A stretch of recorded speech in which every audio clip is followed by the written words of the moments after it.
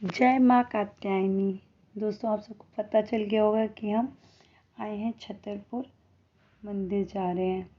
और जाते समय रास्ते में हम पहले सोचे थे मॉर्निंग में जाएंगे कि जाते जाते हमें इतना लेट हो गया कि हम शाम को 4 बजे घर से निकले।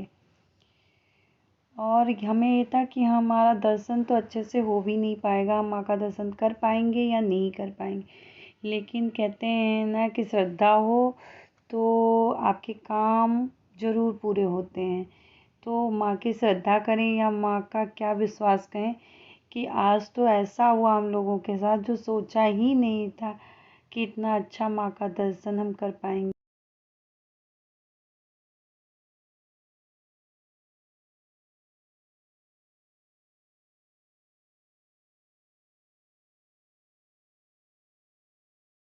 ये कहाँ है? बुआ आ जाओ। बुआ बुआ आ जाओ ना। और अब हम छतरपुर पहुंच चुके थे।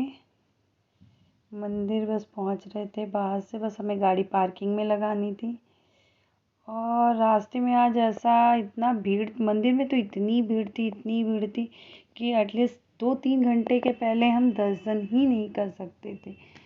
बट ऐसा हुआ कि हम जब गए मंदिर में दर्शन के लिए, तो हम जब अपना शूज़ निकाल के बाहर रखने के लिए गए स्टैंड पे, तो वहाँ पे पता नहीं कैसे एक भैया ने बोला कि आप इधर से ही चले जाओ।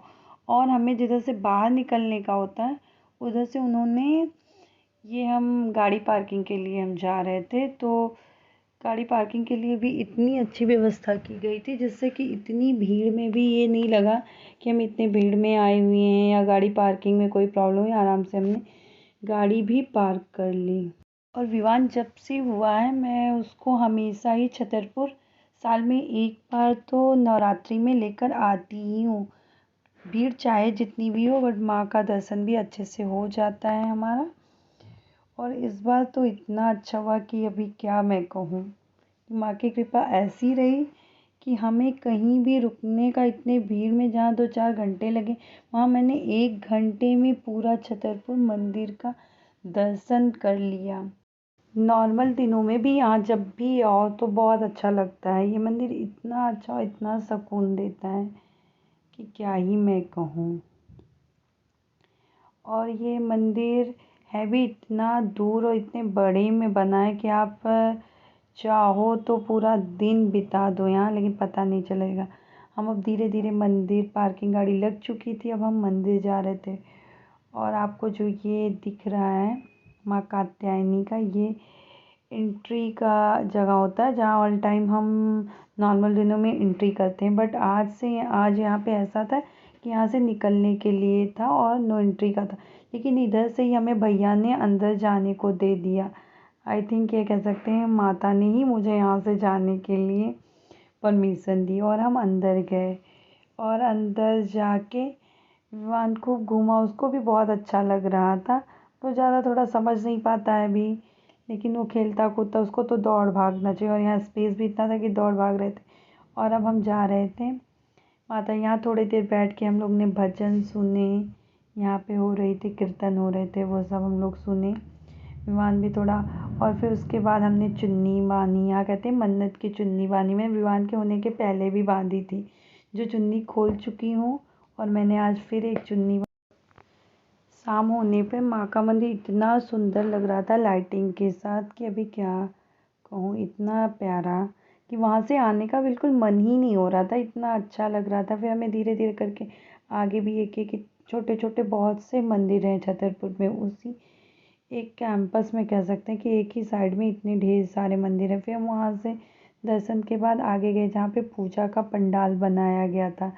लास्ट ईयर तो ऐसा था कि उस पंडाल में हम जा पा रहे थे, लेकिन इस ईयर ऐसे बना दिया था कि हम उस पार्क के बाहर से ही देख सकते हैं, लेकिन पंडाल में अंदर नहीं है। क्योंकि ऐसे रहता है ना पिछली बार कि वहाँ पे जाके उसके बाहर सब लोग बैठ के खाते पीते थे और कुछ ऐसे ही गंदा कर देते थे, लेकिन इस बार बहुत ही प्यारा। और यहाँ पे कहते हैं कलरफुल फिश होती है, लेकिन आज तो मुझे कुछ भी नहीं दिखा यहाँ पे। और यहाँ बगल में एक पार्क खाली था जहाँ पे विवान को बैठ के प्रसाद खाना था माता जी का, वहाँ बैठ के उसने प्रसाद खाए। और फिर उसके बाद वो थोड़े वहीं पे थोड़ा खेला कूदा, फिर हम वही पंडाल देखने के लिए आगे चले गए। फिर हम पंडाल जाके देखे, फिर वहाँ से फिर हमने देखा कि और लंबी लाइन आगे लक्ष्मी माता के मंदिर के लिए काफ़ी लंबी लाइन लग गई।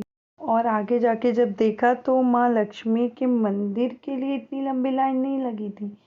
ये सारा लाइन जो लगा था इधर भंडारे के लिए लाइन लगी थी, बट हमने भंडारा नहीं खाया, फिर हम वहाँ से रिटर्न आ गए।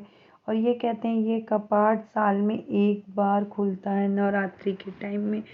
और यहाँ भी आने के लिए हमें घूम के आना था, लेकिन यहाँ से भी पता नहीं कैसे एक छोटा सा दरवाज़ा था जिसके नीचे से हम निकल के और यहाँ पहुँच गए। और उसके बाद हम अपोजिट साइड में गए जहाँ हनुमान मंदिर है, उसमें वहाँ हनुमान जी का दर्शन किया। और उसके बाद फिर हम आगे गए वहाँ पे जहाँ पे नागपाल जी महाराज की समाधि बनी हुई है और भोलेनाथ का मंदिर है। फिर हमने वहाँ भोलेनाथ का मंदिर गए, वहाँ पे दर्शन किया और उनकी समाधि पे गए, थोड़ी देर रहे। फिर विमान को लेके इधर आ गए जहाँ पे एक पार्क में ऐसा बनाया गया था माँ के 9 रूपों को और सारे उनके परिवार को, शिव परिवार को लाइटिंग के साथ दिखाया गया था। वो सब हम लोगों ने देखा। रानी की कृपा से माता रानी का दर्शन बहुत ही अच्छे से हमने कर लिया। और अब माता रानी के दर्शन करने के बाद अब हम घर जा रहे थे। थोड़ा सी पिक्स भी निकलवा ली वहाँ पे दर्शन के बाद और घर जा रहे थे। और वीडियो आपको कैसा लगेगा कमेंट में ज़रूर बताना और प्लीज़ सब्सक्राइब ज़रूर करना। Thank you.